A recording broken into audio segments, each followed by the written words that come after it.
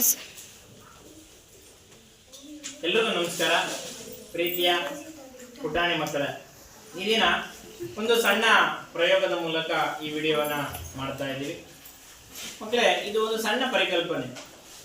ವಸ್ತುಗಳು ದಹಿಸೋದಕ್ಕೆ ಗಾಳಿ, ವಿಶೇಷವಾಗಿ ಗಾಳಿಯಲ್ಲಿರ್ತಕ್ಕಂಥ ಘಟಕ ಆಮ್ಲಜನಕ ಏನಿದೆ ಅದು ಅವಶ್ಯಕವಾ ಅಥವಾ ಬೇಡವಾ ಅಂತಕ್ಕಂಥ ಪ್ರಶ್ನೆ.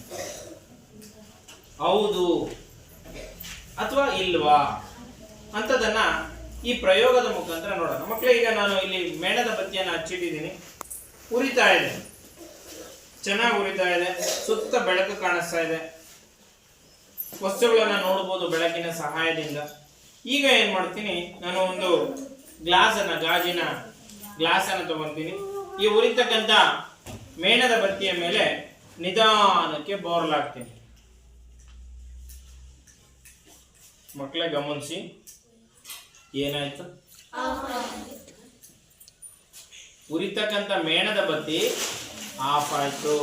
ಅಂದ್ರೆ ಯಾವುದೇ ವಸ್ತುಗಳು ದಹನ ಕ್ರಿಯೆ ಆಗ್ಬೇಕಾದ್ರೆ ಗಾಳಿ ಅವಶ್ಯಕವಾಗಿ ಬೇಕೇ ಬೇಕು.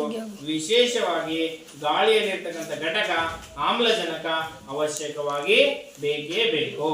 ಧನ್ಯವಾದಗಳು.